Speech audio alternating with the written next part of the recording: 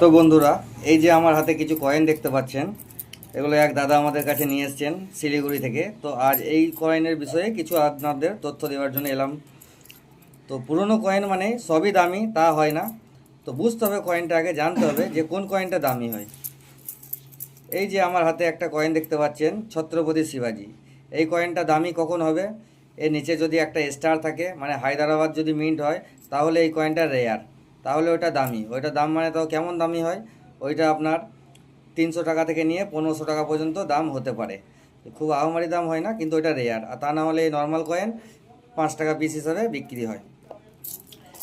এই যে এতগুলো আমার হাতে কয়েন আছে, এরই মধ্যে আবার এইখানে 3টে কয়েন নিয়ে এসছেন। এই কয়েনগুলোর মোটামুটি ভালো দাম আছে, কিন্তু এইগুলো নর্মাল কয়েন, নর্মাল দামে বিক্রি হবে, এর মধ্যে তেমন কিছু রিয়ালিটি নেই। আর এই একটা দেখতে পাচ্ছেন ভিক্টোরিয়া কুইনের কয়েন। এটা হচ্ছে 1840 সাল, কিন্তু এর কন্ডিশন খুবই খারাপ। যদি এই ধরনের কয়েন থাকে তাহলে আপনারা আমাদের কাছে সেল করতে পারেন, এই কয়েনের একটা ভালো দাম পাওয়া যায়। কিন্তু এরই মধ্যে আবার এই একটা আছে জর্জ সিক্সের হাফ রুপি 1944। এই কয়েনটা যদি থাকে এটাও সেল করতে পারেন, কিন্তু এই কয়েনের মধ্যে দুটোই পার্থক্য, দুটোই হলো হাফ রুপি, কিন্তু এই হাফ রুপি 1944-এর থেকে ভিক্টোরিয়া কুইন 1840-এর দাম বেশি হয় সবসময়। কারণ হলো এটা হলো আপনার হাফ সিলভার, এটা হলো ফুল সিলভার। তো আমরা যেই ধরনের আপডেট আপনাদের দেব, সেই ধরনের কয়েন যদি থাকে আপনারা যে কোনো কালেক্টরের কাছে সেল করতে পারেন।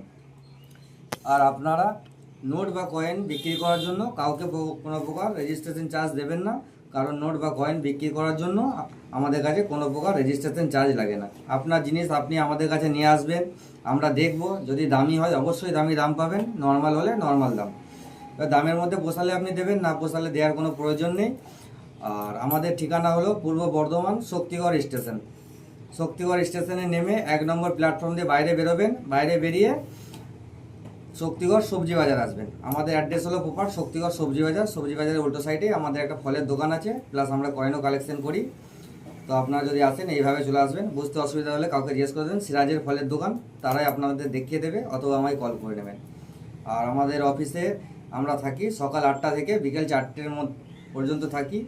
যে কোনো সময় আপনারা আসতে পারেন, সকাল 8টা থেকে বিকেল 4টে। তো আজকের মতন এতটুকুই তথ্য আপনাদের দিলাম, ধন্যবাদ।